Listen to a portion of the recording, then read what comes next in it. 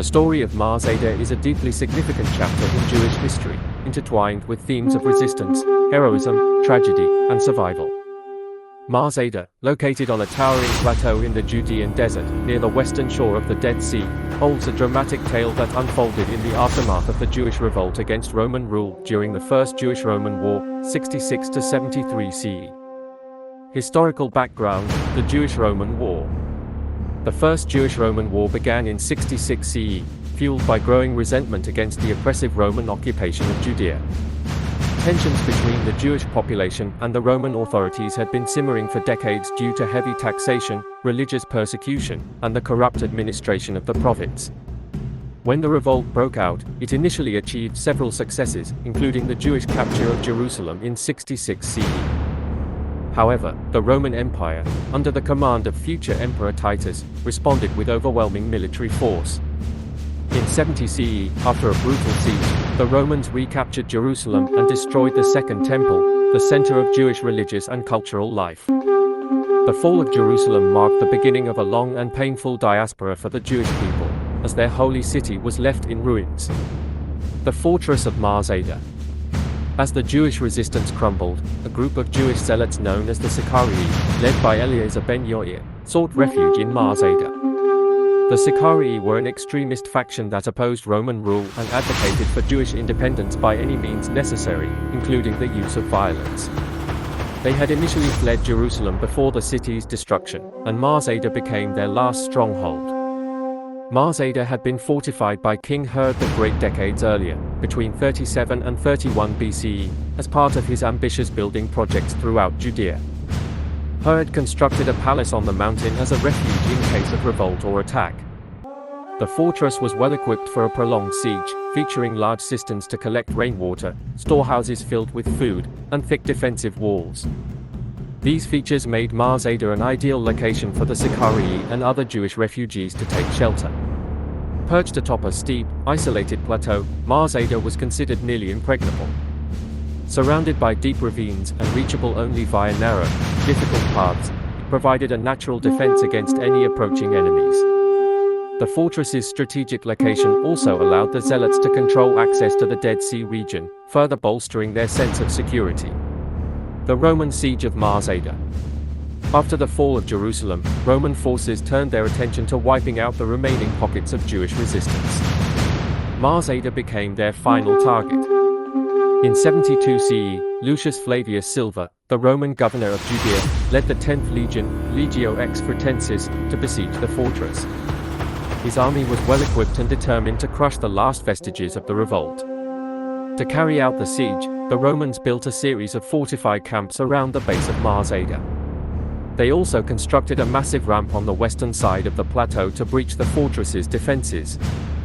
This siege ramp, a remarkable engineering feat, was made using earth and stones, and it slowly rose against the steep cliffs of Masada, enabling the Romans to move their battering rams and other siege equipment to the top.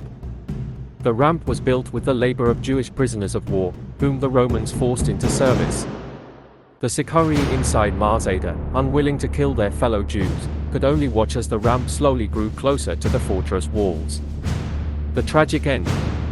By 73 CE, after months of construction, the Romans were ready to storm Masada. As they prepared for the final assault, Eliezer ben Yair, the leader of the Sicarii, gathered the defenders for a final meeting. Realizing that their situation was hopeless and that they could not withstand the Roman attack, Eliezer made a passionate and fateful speech. He argued that death was preferable to the humiliation and suffering that awaited them if they were captured by the Romans. The men, women, and children would likely be enslaved, tortured, or killed, and their freedom would be lost. He urged them to choose death over slavery and proposed a mass suicide pact to ensure that the Romans would not have the satisfaction of taking them alive. Josephus Flavius, a Jewish historian who defected to the Romans and later chronicled the Jewish revolt, provides the most detailed account of what happened next. According to his writings, the men of Masada agreed to Eliezer's plan. They first killed their wives and children, and then drew lots to select 10 men to kill the rest of the defenders. Of these 10, one man was chosen to kill the remaining 9 before taking his own life. In this way, the defenders of Masada chose death over Roman captivity. When the Romans finally breached the walls of Masada the next morning, they were met with silence. Inside, they found the bodies of the nearly 960 defenders, including women and children, who had chosen to die together rather than face enslavement.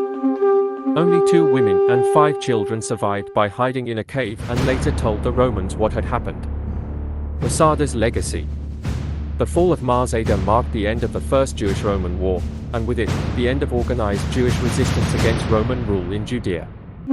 While the war had failed to achieve independence, the story of Masada lived on, becoming a powerful symbol of Jewish resilience and the desire for freedom.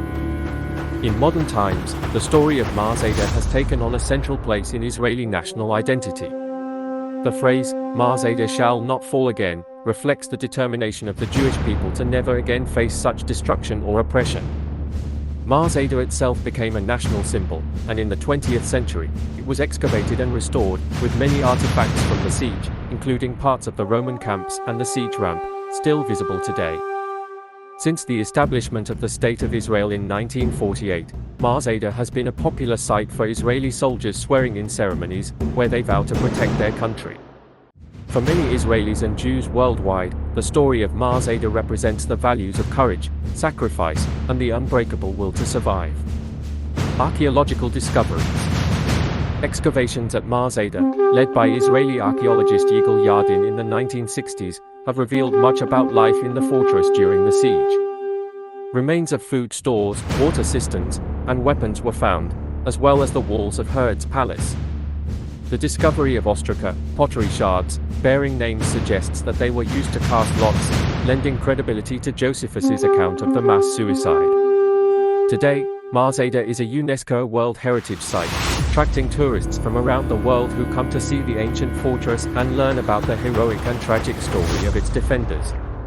The site stands as a testament to the enduring human spirit and the lengths to which people will go in the fight for freedom.